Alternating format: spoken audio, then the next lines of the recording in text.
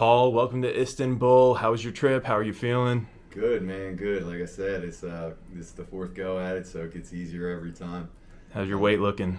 I'm at 216.1 this morning, so it puts me at exactly 7 pounds with a little under 24 hours. So all good, perfect, right where it's supposed to be. Love to hear it. So you have had a meteoric rise in arm wrestling. It seems like yesterday people were saying, hey, have you heard of this Paul Linn guy? And now you're the middleweight title holder at East versus West. Can you give us some insight? What's the secret? Oh, consistency. I've said it forever. Consistency is king. I've talked in the past on other interviews about like the correlation between coming from a sports background in football and just applying those type of disciplines to arm wrestling. And I do think that I'm like genetically I'm better suited as an arm wrestler than I ever was an American football player. So applying that same like structured approach to training and preparation has helped me exponentially in arm wrestling. So really it was just getting in, immersing myself, finding out the information and staying consistent. Did someone bring an arm wrestling table to a football practice? How'd you find the sport in the first place? No, I mean, I looked at Game of Arms, man. Like a lot of guys did around that era, and I was like, man, I gotta be there's no way I can't beat some of these guys. And then, you know, I looked up a tournament in Scranton, and I just showed up to one. And I pulled my first 2 tournaments without ever trained or anything. Just look at some Devin Larratt videos and go do my best, you know. There you go. Well, speaking of training, what does your training regiment look like? How do you balance table time and weights? What's the situation? So I think when I started out and I was so gung-ho, I was an over-trainer for sure.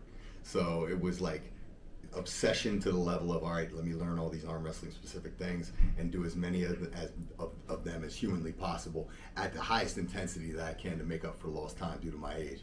And over time, I developed like some chronic injuries due to it, and I've learned now to kind of refine it down. I probably own every tool known to man, and 90% of them just sit around my cable pulley system.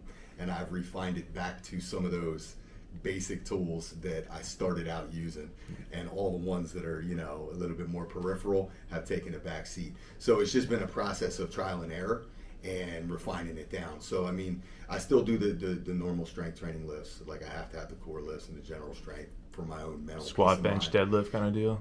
I pull back on squat and deads because of weight maintenance. Right. So now that stuff's only light. But like the upper body core lifts, huge staple, and all I really do is superset an arm wrestling specific lift or movement along with that. So it's constant, it never stops, and my workouts are regimented based off of logic. Push days versus pull days, pronation versus cup, all that good stuff. So I structure it that way, and I pull no more than 2 times a week. So I've found that at my age and with the chronic things that I have shoulder-wise and stuff, that one hard day and maybe 1 tune-up day is the max.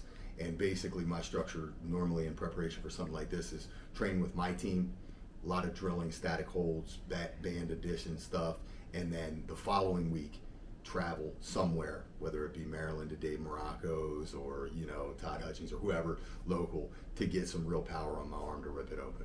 So it's like it's an every 2-week thing, heavy versus like structured training. Fantastic. You even structure your table training. Wow, yeah. Very impressive. I mean, that's some stuff that I'm learning. Yeah. Every time I come over here, I talk to the Europeans and I learn more about how they do things. I mean, the Bulgarians especially, tons of table time, tons of drilling, tons of static holds. You know, like I think at an early point in arm wrestling, when you go to all types of practice, you go there and people are quote unquote practicing, trying to pin each other. You know, just gauge each other, see where you were at last time, and there's value in that. But I mean, if we're supposed to be professional athletes, should we not be actually training? Right. And should that not actually be structured and ego taken out of it? Man, the proof is in the pudding, man. Look where you are. So, speaking of high-level arm wrestling, Sasho Andreev. Yeah. How did it feel when you got that call? What did you immediately think? Were you just yes, or did you need some time to think about it? No, well, I mean, first off, if Angan proposes me a match, it's pretty much a default yes. Yeah, it was originally Zoloev, yes, right? And then that switch happened. It was Zoloev, then the question about Zoloev and the AMC tournament, and Zurav was mentioned, and then it went to Sasho. Yep. So that wasn't the first time that the Sasho match was proposed. The Arm Gods and Arm Gods proposed it, so did Neil in Arm Wars, but this is where the match wound up settling.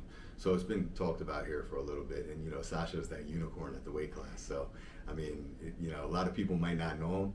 A like if you're loosely following arm wrestling, but this guy's like a 10-time reigning world champion at that weight. He Prolific is hooker. the man, and has beaten the best top rollers by turning them in, like to like at the level of Underbayev and Prudnik. Oh yeah.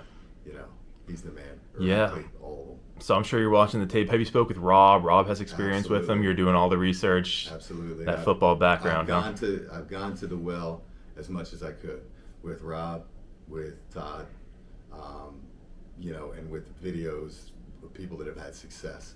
Obviously, there's plenty of videos of Sasho having success, finding out the ones with the holes. There's a little bit more research and digging required for that. Right. But there's some data out there. Yeah. And if this match goes into a hook, do you think you're competitive there? Are you trying to avoid that? No, I think it has to be my hook. So, which isn't you know, my hook has to be on my terms. So it's going to be about, you know, how much can I get in the setup? You know, how much outside pressure can I give? You know, I see it as an instance where, you know, a lot of top rollers have had very little success taking his hand. Doesn't mean top roll's out of the equation. Yeah. It's just, I got to be realistic with myself.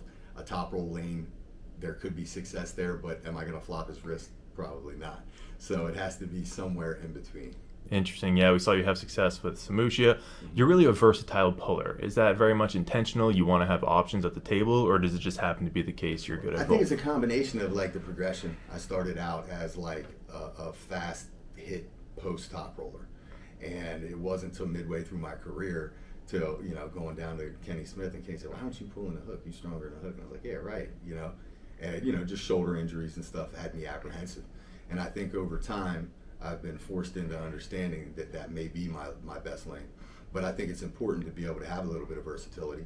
If you're coming up to the table and everybody knows exactly what you're going to do, unless you are the absolute best at forcing that, you really don't have any options, and you can't really throw a feint. So I feel like it's important to maintain a level of balance. But I do think that my strengths have shifted more towards inside pulling than outside. Now, I almost feel like I don't have to ask this question looking at you, but are you in the best shape you've ever been? Is this the strongest Paul Linn we're going to see at the table? I think so. I mean, like, you know, I've gotten to travel in preparation for this match and get some pretty good barometers against some local dominant super heavyweights. Todd Hutchings, pulled with Jerry Catterat a little bit. And I think my table output, I mean, you can't, how can you quantify it? You can't. You hear people throw percentages out. We're grasping at straws when we say that. But, you know, it's how do you feel? I feel like my static side pressure is as good as it's ever been. And then my general gym strength, I'm not doing 1RMs or anything, but like I track certain things. So I've gotten to a point now I just do 315 for reps to protect the shoulders, and I PR'd in that too. So I know general strength it should be right up there, and the table output should be equivalent. Fantastic. So Engen released some numbers about the wins under Team East and the wins under Team West, and not great for Team West. And I also know you joined a podcast with Doug Ehrlich and RVJ for We Are the West. What's the story behind that? Are we trying to rally the West, make it more of a team sport here? Absolutely. I mean, I think that's the best aspect of East versus West. I mean, it's like, first off, where else do we get a promotion where we exclusively get the opportunity to pull the Europeans that we never face? That's awesome in itself, and when do we ever get an opportunity to compete alongside these guys that are normally rivals? So I think it's super awesome. I think when you look at this card, we might be the most heavily underdogged group that has been over here yet.